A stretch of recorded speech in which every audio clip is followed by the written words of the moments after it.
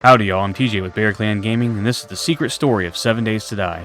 This video will be my interpretation of what the story of 7 Days to Die will be, and what happened in the past that caused us to be trapped in this zombie-filled world. I will be using the small clues in the game, the real history and traditions of the local indigenous people, and some in-game mechanics and features that will provide us a look into the future of Navasgame.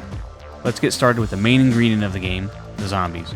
It appears the zombies in the game are the result of a mixture of a flu virus, mutating with radiation, resulting in what we see as zombies. From the remnants of the newspapers found on the roads in the game, we can see there was a flu epidemic and a nuclear war in a short time span. From the game's official trailer, we get the following information. Nuclear attacks have decimated the Earth. The remaining population are infected by an unknown virus. No one believed it, nobody expected it, and nothing can stop it.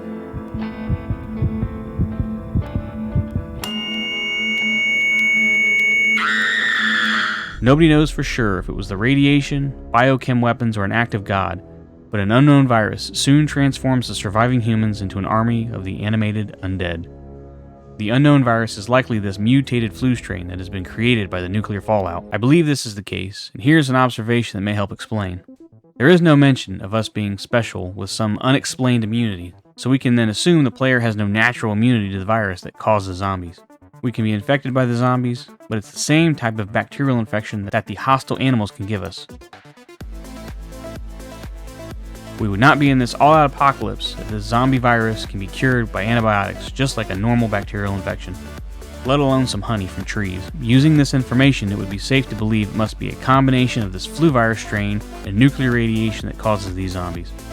Otherwise, we'd turn into a zombie and find our former selves wandering the world after death via zombie infection. So we have an idea on what the virus is, but where are these zombies coming from? Well, because it is a combination of a flu strain and radiation, more zombies must be made.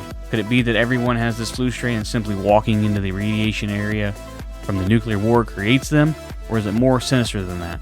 As we see, simply being infected and dying by radiation does not create a zombie version of us. This sinister reason may lie in who the Duke is and what he is. To get a real feel for who and what he is, we need to know where the game takes place. The game is set in Navasgame County, Arizona, but there is no county named that in Arizona. With posted distances from road signs and a few of the highway markers, we can use Google Earth to determine the likely location in the real world. Show Low, Arizona, area code 85901. From the Google Map image here, we can make the main highways and approximate distances to the local cities. Also, we can even see the White River settlement in close proximity to an Apache reservation. There are a few hints in the main map of the game, including the ancient dwellings and Taza's stone axe. Taza was actually a real person, and here's a bit of the history. Taza was born in 1842 in Arizona Territory. His father, Cochise, had raised him to succeed him as a leader and proceeded to train him in the duties of his people, the Apache. And Taza was well educated, and Cochise showed Taza the locations of mountain passes in all the springs. Cochise even passed down his medicine. However, the reservation in Arizona failed. Due to ranchers and mining claims wanting the land the reservation was on, Taza later had to agree to lead the Apaches to San Carlos. But alas, only half the people followed. Taza passed away in 1876, apparently of pneumonia. Some Apaches did not believe the diagnosis of pneumonia, and he was only able to lead his people for 2 years. Show Low is located in Navajo County, Arizona, but considering the local tribe is Apache, I believe the Apache renamed the area in honor of Nayanesgani, a G-Carilove, Apache creator god after the apocalypse, because the word Navasgame means killer of monsters in Apache. Historically, who gets to name areas? People in power, and I believe the group that is in power now is the local Apache tribe, who the Duke is the leader of. Hidden within the game files, we find a picture named the Duke, and this image is clearly of a Native American chief. He is even pictured on the currency of the realm, the Casino Duke. The Duke is to be the main antagonist of this story. When you spawn into the world, you are dropped off by the Duke with almost nothing, just a few items and a note. The note reads, "Just a friendly reminder that you pay on time every time or there's consequences. Next time we won't be so nice. Thanks for the gear, but you still owe us. See you soon. The Duke." So the Duke is the local warlord of the area. He uses his power to control and I believe also to create these zombies. We can find several locations in Navasgame, underground bunkers with what appears to be medical testing sites. The most important is the house on the hill in the snow biome. we can see large vats of virus and what appears to be a tank for making zombies. There's also a newer POI, point of interest, located in the desert biome that may just be where the Duke is living and creating the zombies at the house on the hill. This would also be a good area to set up the future bandits we have been seeing hints of each major alpha release, sort of a final quest to unseat the Duke as a major power in the area. If the Duke is the bad guy, then who's the good guy? Well, I hate to break it to you, but it's not us the player. We are simply a third party in this struggle. The good guy is actually Noah. Noah is who gives us some supplies and this note. The wasteland can be an unforgiving place. I found you naked and left for dead with no supplies. It looks like you crossed the Duke in a bad way, and you could use some help. Enclosed is a short guide to help you survive. If you complete it, we just might take in a new citizen, the White River Settlement. It's real, and it's safe. Peace be with you, friend, Noah. This is an offer to join Noah's faction after you prove you're an asset to his settlement. Noah is likely a doctor, as the game files also contain a picture labeled Noah, and it's an older male doctor. Noah's house is likely at Higashi Tower. In several levels of the tower, there are many laboratories that seem to be researching the zombies. The doctor would be in a position to identify what's happening and would likely be driven to find a cure to the disease. Also, as an opposing force, he would want to be as far away as possible from the Duke in his desert biome.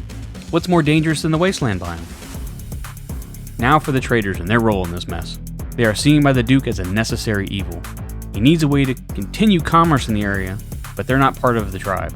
As such, we can see on their signs they're actually traitors, as they have associated themselves with the White River Settlement. Notice the flag they fly? They pay protection money to the Duke, as Jen says in her dialogue on occasion. Congratulations! I can make my payment to the Duke now. Good job. But use the Duke's casino coins as currency. One weird aspect of the game that may relate to traders are the supply drops. Supply drops are crates dropped from a plane every 3 or so days. They could be supplies for the trader, they could be for the Duke. They may be from the remnants of a US government unable to get through the radiation zone surrounding us. This outside influence may also substantiate the fetch quests we have. Supply drops and couriers may be how the traders get new inventory.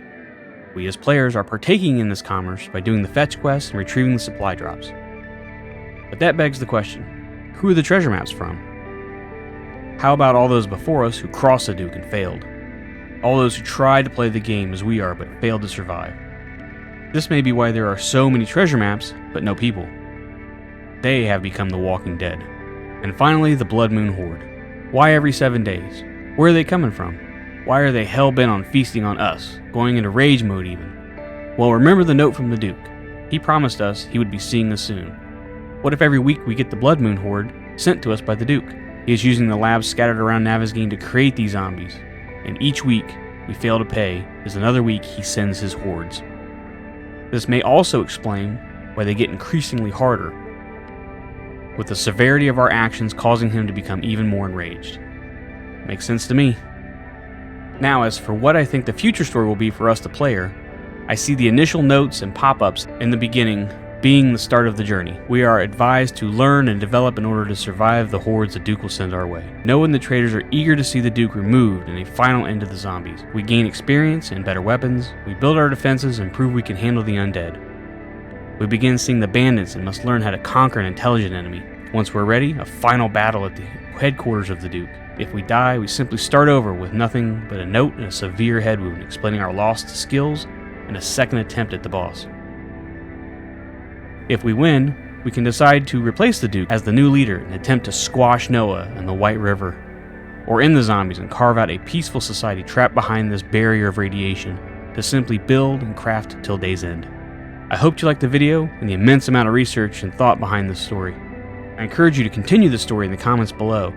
Add any facts you know or a bit of story to enhance the narrative. Who knows, the developers may see this video and run with it. If you have not already subscribed, please do so. And if you already have, thanks, I do appreciate it. Thanks to everyone who's watched to the end. Until next time, laters.